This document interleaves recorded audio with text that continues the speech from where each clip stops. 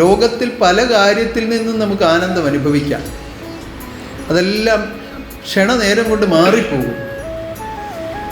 പലരും അതിനെ ആനന്ദമെന്ന് പേരിട്ട് വിളിക്കുകയാണ്.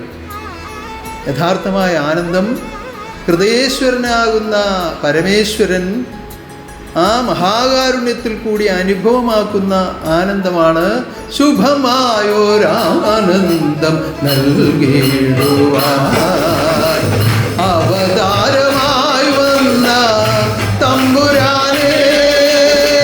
എന്നാൽ അതിനെ നഷ്ടമാകാതെ സൂക്ഷിക്കുവാനുള്ള ചില വ്യവസ്ഥകളുണ്ട്.